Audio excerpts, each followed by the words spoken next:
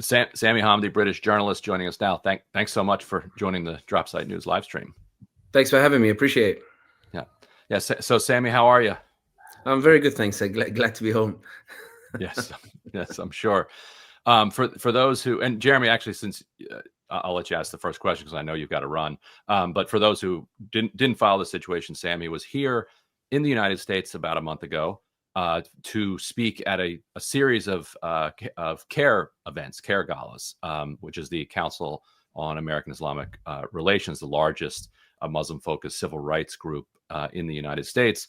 You spoke at one or two. You were in Northern California, flying from Sacramento to Florida to speak at another CAIR gala, and were just picked up at the airport on the demands of some people on the internet, amplified by kind of right-wing activist and journalist Laura Loomer.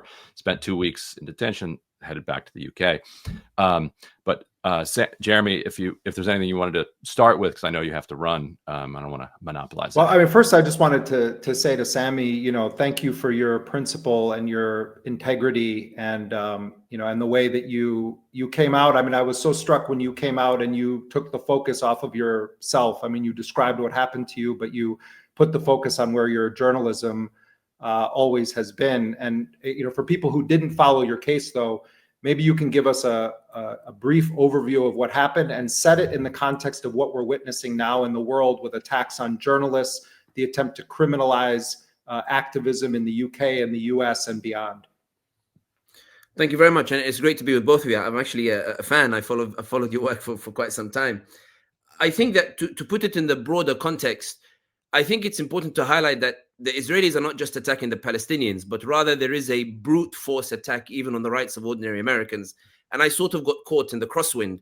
I was not the first victim of this. The first thing that the extreme Israeli lobby tried to do first was to threaten the naturalized citizens of the United States of America, to limit their ability to speak freely, not about the American government, but about the Israeli government itself. This is the whole irony of it, in that I wasn't detained for criticizing the US, I was detained for criticizing a foreign government. But the point is, they went after this idea of threatening the likes of Mehdi Hassan and these others of their passports and their citizens, and then they failed in that regard.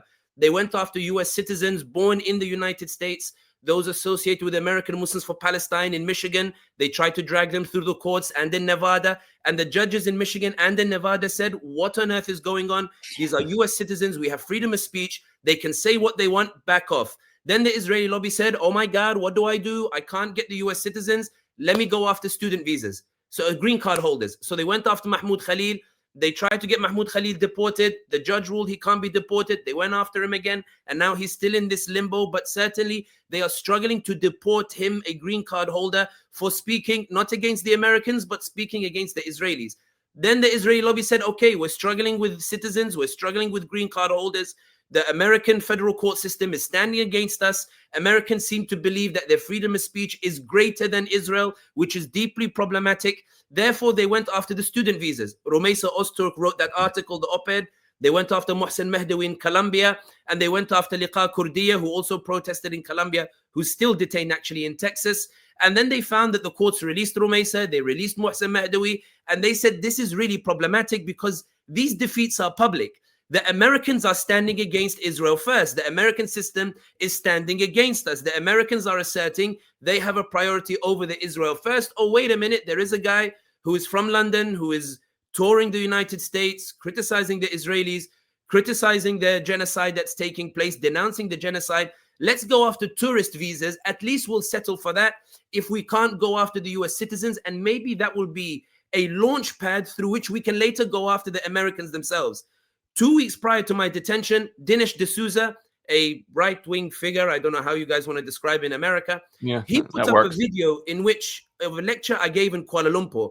And in this lecture, I said rather passionately that because everybody is shouting on social media, because you're finally showing Americans the truth of what's happening in Palestine, because you guys are screaming and showing everybody the realities of this genocide that's taking place, ordinary Americans, good Americans are seeing that truth, and their hearts are shifting, even in, quote, corners that you never thought possible, like the likes of Tucker Carlson, Candace Owens, and the like. Dinesh D'Souza took that video and decided to attach Islamophobic tropes, by which he tried to play on those fears that Hollywood and some of the media played on in the past, where he wrote, Muslim Brotherhood operative celebrates Candace Owens and Tucker Carlson's role in spreading Islam in America. Luckily, Elon Musk Grok would respond and say there's nothing there that indicates anything of what Dinesh D'Souza is claiming. But Ted Cruz took this opportunity to retweet it and really bring it to prominence, until Laura Loomer would eventually come along and she would tweet on the Monday, guys, there is somebody, I'm paraphrasing here, there is somebody criticizing the Israelis touring the United States. We need to get rid of his visa. On the Wednesday, she flew to Washington and she tweeted that there is good news coming about a certain individual touring the United States. I knew she was talking about me, but 4 days later, I'm in San Francisco airport, about to fly to Tampa, Florida, to give a talk at the CAIR Gala, to say to the Americans and say to the audience that you need to save America from this Israel first lobby. You need to save those homeless who are freezing in the cold because Congress gives $14 billion to the Israelis to commit genocide before they give it to Americans. You need to save America, where you have families going bankrupt as a result of their inability to pay medical bills because Congress can find $8 billion to give to the Israelis first before they give it to the Americans who need to pay their medical bills. Because your kids who are struggling to go into college and to find unemployment and to find employment, Congress finds money to give to the Israelis, to give them free healthcare and let them commit genocide and let them occupy territory that does not belong to them first before they give it to the Americans themselves. Save America from this Israel first lobby. I'm about to fly to Tampa and somebody walks up to me and says to me, and I'll just make it very brief, says to me, are you Sami Hamdi? I said, yes. He said, your visa was revoked 2 days ago, and I'm here to inform you that you are now here illegally. I told him, nobody told me that my visa was even under review. There was no indication of this whatsoever. Sir, I'm sorry. Here's the paper. Here's the memo from the State Department. Okay, my friend, what's the reason for it? The paper doesn't state a reason. Sir, they didn't tell us the reason. They just told us to wait for you here and to take you, and you have to come with us. I told him, listen, if my visa's been revoked, I'll just book a flight now, go home to London. I was supposed to go home 2nd of November. I don't mind going home 5 days early. There's 6 flights a day from San Francisco. I'll fly. He says to me, that's not how this works. I said, I don't understand. You want me to leave the country because my visa is not valid. I'm not interested in fighting with you here about it. I'll fight it at home. But why can't I just go home? Why do I need to go with you? Let's just solve it. And then 6 other agents appear out of nowhere, Ryan. It's like something out of a movie. They appear out of nowhere. Then they escort me out of the airport. And there's a black car with tinted windows just waiting for me. And they told me, get in the car, very aggressively. I said to them, with the greatest of respect, guys, I don't need to believe that you are who you say you are. I'm a British citizen. I'm a journalist. I have rights. I need to speak to a lawyer before I do anything. Can I call a lawyer? No, you can't. I said, guys, I'll just be blunt with you guys. I'm not getting into the car unless I call a lawyer. I called Hussam Ayloush from CAIR, who told me comply with them, and we're on the case. When I asked them to speak to my family to let them know I'm okay, the agent behind me grabs me, throws me against the car, cuffs me from behind, throws me in the car, and I go on a 6-hour ordeal all the way to a random facility in McFarland, California. And then a process would take place whereby the federal judges on the 2nd day and the 11th day would rule that there were signs of serious infringement on my right to freedom of speech. And therefore, the Department of Homeland Security, which was saying all sorts of things publicly, privately, they were saying, listen, Mr. Hamdi, can we just clear this up? You know, we know you want to go home. We'll clear the whole record. We'll pull some strings. You go home. The sense was almost as if who in the State Department listened to Laura Loomer, and we didn't mean for this to escalate. The media pressure, really, I think they felt it in that regard. And I was able to go home after 2 weeks. But the final point I will say on this is I was able to go home in 2 weeks because of the attention that was put on me and that spotlight. But some of the stories in there, Ryan, are tragic. You know, some of the inmates who've been there 9, 10, 11 months, horrific situations, including those who've been in America 20, 30, 40 years. Yeah. Tell me a little bit about that. Like how many, like how big a facility was this, and what kind of people were you in there with? Because I do want to like really absorb that thought that, you know, we knew immediately when you were grabbed, because, you know, we know who you are. We knew, like, CAIR did a good job of, publicizing. And Laura Loomer publicized it. Guys, I got him. Right. Yes. And yes, Laura Loomer did an even better job of publicizing. Absolutely. And so we knew. And then there's a sustained level of pressures, not as if the mainstream media really cared much, but enough attention was focused that it makes it a little bit of a hassle, for them to keep you in a long stretch. Also, like, to your original point, like, for what? Like, they want you gone, you want to go. So, like, who's fighting? Like, what are we even fighting over? It's just the cruelty. Like, they want you to just suffer indefinitely, and then they get what they want. So that part of it makes it kind of untenable for them, because their demand is so absurd. Like, when you go in front of a judge and the judge is like, well, he's willing to go, you want him out. Like, what are you even doing here? So that is eventually going to get resolved. In the cases where there isn't that level of attention, like, what were, like, tell us about some of the cases that you saw in there. So I'll tell you about 3 particular experiences. The first was when I entered the facility. So there was 2 Indian guys and a Latino guy in front of me when they were checking us all in. Mm-hmm. So the Latino guy goes first, and the lady checking us in says to him, so where are you from? And he says, as a joke, he says, I'm from Afghanistan. And she says, oh, your people want to kill my people. And we all went, what? And she said, yes, your people, they want to kill Americans. So I said, excuse me, that's categorically not true. And he panics and he goes, no, mi Mexican amigo, no Afghanistan. And she says, no, I said, listen, it's categorically not true. No one wants to kill Americans here. It's just simply not true.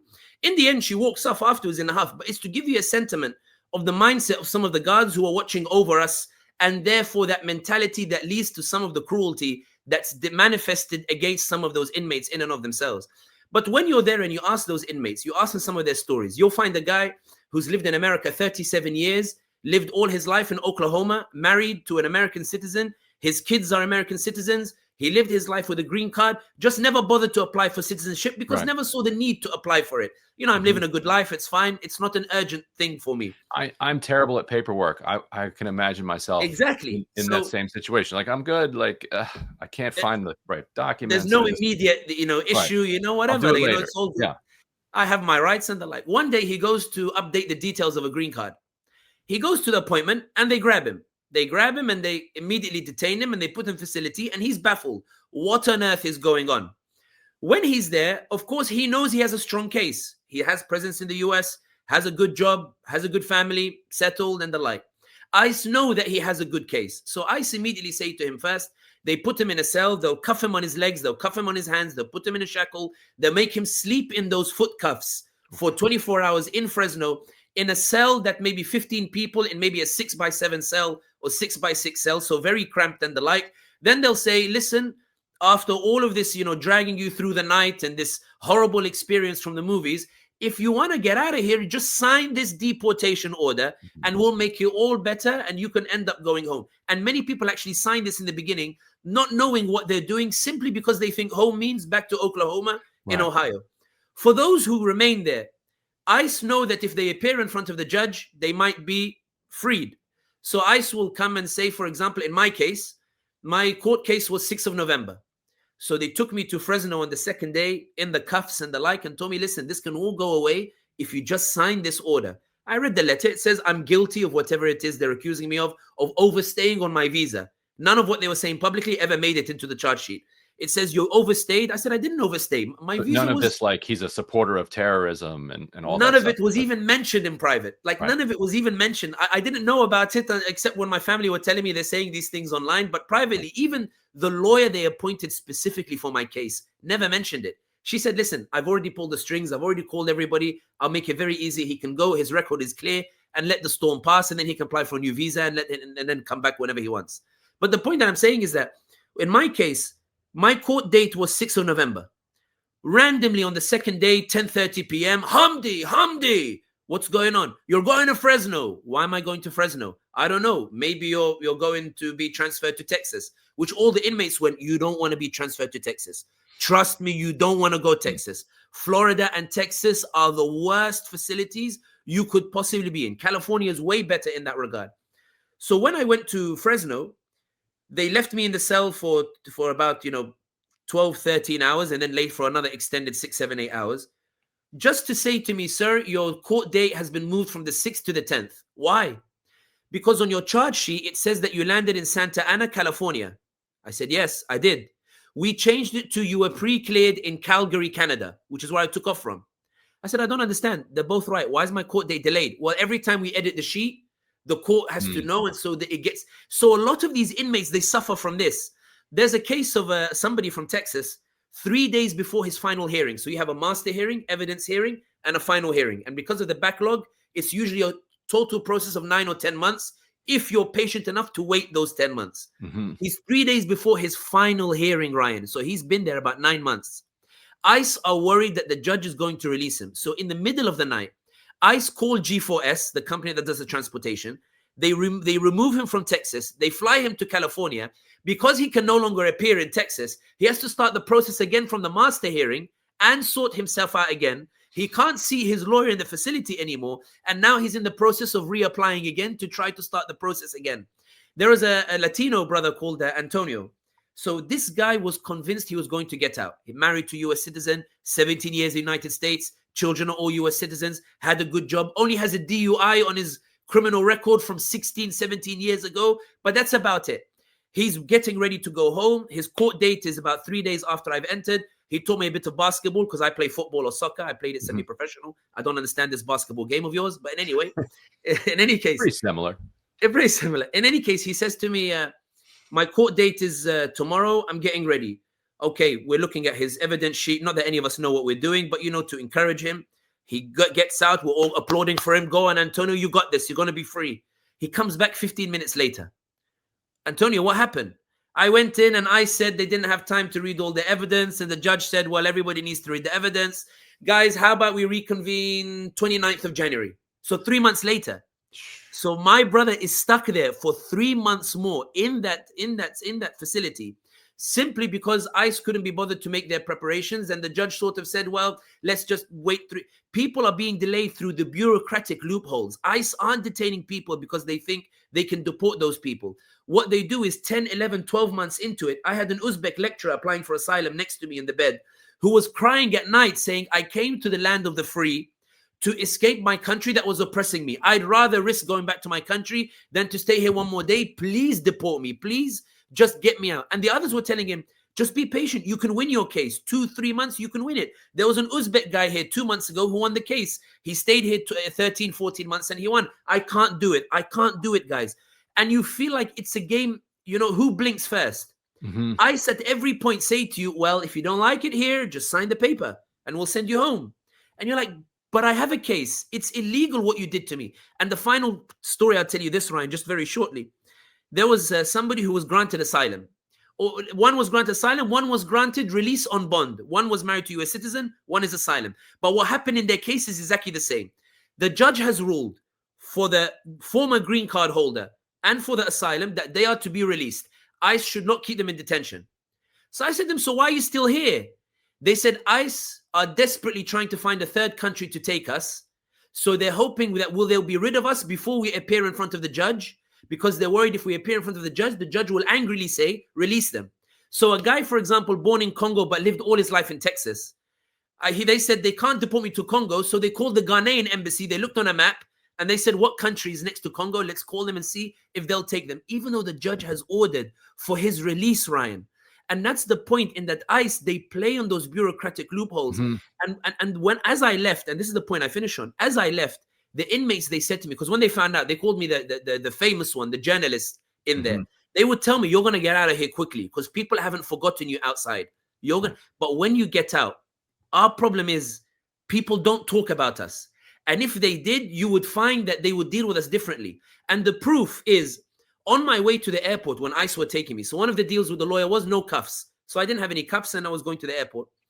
And then the ICE, who were very vicious to me in the beginning, until the headlines, and then they made the cuffs a bit lighter, etc. The ICE, for the 2.5-hour journey to LAX, they spent their time telling me sob stories about how hard it is making other people's lives miserable. Like how hard it is to go and detain people. And we didn't mean to treat you like a criminal. And I'm baffled. Then as I'm getting off the van, they said, sir, go easy on us. Don't write too harshly about us. But the point is, the good treatment they gave me They knew the bad treatment was illegal. They knew the bad treatment was wrong. When a spotlight is shone on them, their treatment changes. They talk differently. They act differently. And that's why I want to take this opportunity while you're here, in that a lot of people are focusing on ICE detaining people. They're not focusing on the conditions that ICE keeps these people in. For example, Liqa Kurdiya in the Texas facility, there are snakes in her facility. She's not given proper clothing in line with her religious freedoms and the like. The judge has ordered her to be released, Ryan, twice. Twice the judge has said that she's not a threat to security. She should be released on bond, and still they keep her detained in that Texas facility for God knows what bureaucratic reason in that regard. I believe that more media attention on this means that these people end up getting released, because I promise if ordinary Americans knew what was happening to the family members of ordinary Americans, we know the White House press secretary, her relative recently, or her in-law was recently detained by ICE. If they knew those conditions, I don't think the American people in the land of the free and home of the brave, I don't think they would accept those conditions for anybody. Did you hear any stories from any of the other people detained of success stories in over time? Like they, like you said, well, an Uzbek guy was able to get out. But did any get redress for any crimes committed against them? Is there any examples of anybody fighting back that actually worked? So I didn't hear one that worked. What I heard was there are quite a few who patiently waited and they were released while I was there. So the judge ordered their release. And as they would walk out, I remember they would tell the guards, who worked for Geo, they'd say, I knew I was coming out, but why did it take 14 months? Why did it take 15 months? And I know some have started to sue ICE for the treatment that they were subjected to after the court has brought that redress. And there's a big movement, especially amongst those who are married to US citizens and those who lived a long time in the US. There's a big movement in which their family members are gathering together to try to sue ICE once their relatives are released, because they know that the judges will eventually exonerate them. They know the judges will eventually release them, and that it's a waiting game. I remember being in the visiting area. Thank God I had a lot of visitors who came, and you could hear the family members telling the inmates, be patient. We know we can win. We know it's been a long time. We know it's been 12, 13, 14 months. Be patient. We know you can win. The lawyers know you can win. The judges have been releasing people one by one. Those who've been waiting on average 12 months end up getting released, or 11 months or 13 months end up being released. Be patient. Then we can sue them. I think there's a growing movement amongst the inmates and their families to sue ICE once they're being released. It is worth noting that this is, I wouldn't say it's a recent phenomenon, but the intake is certainly, there's been a huge intake under the Trump administration of ICE detentions and the like. I do think that there is a movement brewing in this regard to sue ICE in this regard.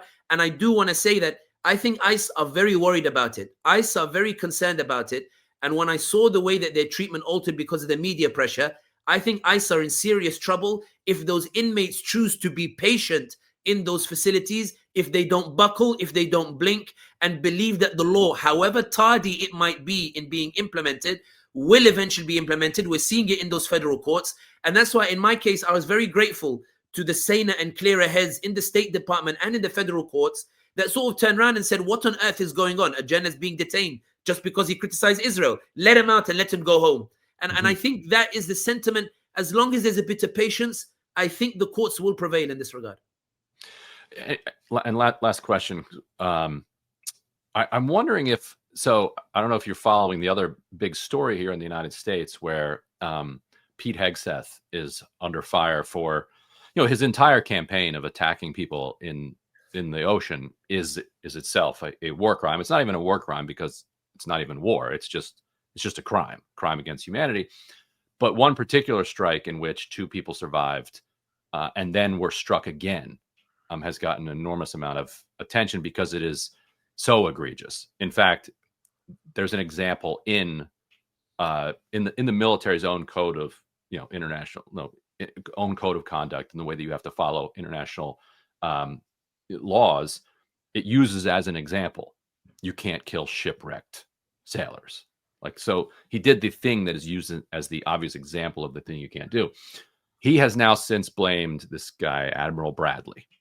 He said, well, I support Admiral Bradley, who ordered this strike. That's Bradley, but I absolutely support him. So the takeaway from a lot of people is that this administration is going to hang people out to dry when the cows come home.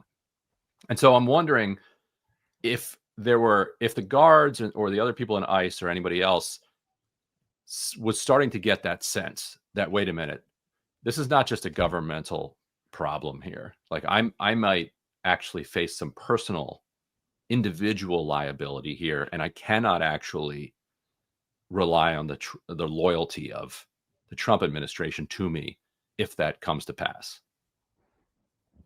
I think, Ryan, you've hit the nail on the head. I can only speak about my own experiences in America. Mm-hmm. I found that we have to understand America's image abroad is one in which it just bombs countries left, right, center. It launches coups.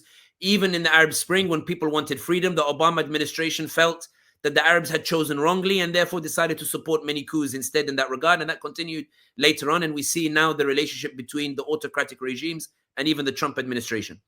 What I found when I came to America is that a lot of Americans, once they become aware of what's happening, once they become aware of the horrors that are taking place and the atrocities, a lot of them end up moving and they end up mobilizing, which is why we're seeing with this pressure with regards to Hegseth.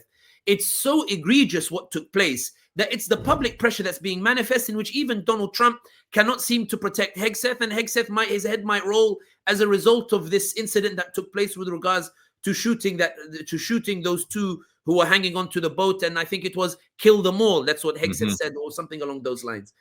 I think that if we apply it in my context and even more broadly, I think the war that's taking place in America right now is, how do we keep this stuff away from the American people? How do we divert their attention to something else? How do we spend $50 billion on TikTok to ensure that the Americans don't see what Israel is doing in Palestine? Because when they see it, they turn against the Israelis and sympathize with the Palestinians. How can I buy CBS and put Barry Weiss in charge to control the flow of information to Americans? And this is why I started with, it wasn't an attack on me. It was an attack on the Americans. Americans are waking up. How do we put them back to sleep? How do we make sure that we dehumanize the Venezuelan in front of the Americans so they will allow us to do what we want to do to Maduro? How do we desensitize the American and prevent them from seeing the realities of what's happening in Palestine so that Israel can ensure that Congress funds Israel before it supports the Americans instead? This is why this is a war on America. It's not a war on Venezuela or Palestine. It's a war against the American people, who these enemies of America believe that if the Americans see the truth, they will result in tangible changes in the administration, whether it's Hegseth or whether it's previously with Mamdani winning in New York, or whether it's the Democrats winning in Virginia, doing a resounding no, whether it's the SNAP, 42 million people almost got taken off SNAP, and as a result of public pressure, some of that was reversed. It's about, how do you prevent Americans from receiving that information? And that's why, to bring it back to your point about ICE, what ICE are terrified of, ICE are terrified that Americans will realize what they're doing. ICE are terrified that Americans will find out what they're doing. ICE are terrified that when the Americans find out, it won't be just that ICE will be prevented from detaining these people illegally, but that those who are employed by ICE, those who fulfill those orders, those guards from G4S, which does the transportation in horrible conditions in the way that they left me in cuffs until my legs were blue, and they do the same to other people who are also inmates too. I think that ICE are terrified that if the Americans wake up, no administration can stand in their way. And this is why I want to emphasize this point, given it's the last question, and I want to send this message out more than anything else. This case wasn't about Sami Hamdi. This case wasn't about even the Palestinian cause in and of itself. This was about trying to restrict the freedom of speech and the freedom of information. This was the Israelis saying to the Americans that you can have freedom of speech, but not when it comes to us. Your rights are subject to how we define them. And I was lucky in my case in that Americans came out for me and said, this is outrageous. Ryan, I had even Wolf Blitzer say to me that, Mr. Hamdi, I find what happened to you to be disgusting. And this is somebody who used to be a member of AIPAC. Right. The point that I'm saying is that if Americans wake up, there's no way these atrocities take place. The war that's taking place now is America first versus Israel first. It's about, how can you wake up enough Americans to the tragedies and atrocities that are unfolding, and how do you prevent the Israelis from putting them back to sleep? If you can wake the Americans from their slumber, I truly believe a lot of these atrocities being committed by the administration, I think they will cease, because the Americans, the backlash will be such that I think the administration, when forced to choose between survival and between these egregious policies, I think, especially in Trump's case, he'll look at the polls and he'll adjust accordingly. Well, from your lips to God's ears, I hope you're right about that. I know there are a lot of people who have some doubts, but hopefully the American people do learn about it and do put pressure. We're doing as much as we can. You're doing even more. Sami, really appreciate you joining us. Actually, for people who watch Breaking Points, they'll see you again tomorrow morning Thank you very on much. that show. So I'm looking forward to that as well. But thanks so much for joining us here. And where can people find you? Because if people don't already follow you, I think you know, I mean, if you put Ryan Grimm on Google, all the stuff comes up, and I assume if you put Sami Hamdi on Google, all the social media links and that stuff will come up as well. And it's great to see you, Ryan. And I do want to affirm that, you know, Dropsite News and Breaking Points, you guys have done a lot in terms of waking the American people up to the realities that's unfolding. And I hope you guys continue. And I do believe in the message of hope. I do believe that goodness triumphs over evil. I just think that the road of goodness and the path is a difficult one. You're not fighting against easy. It's good versus evil. And I think it's a noble path. And I actually think you guys are on the front lines of it. So keep doing what you're doing and we'll follow. Well, deeply appreciate that. And, you know, thank you so much for joining us too. Thank you, Ryan. Take care.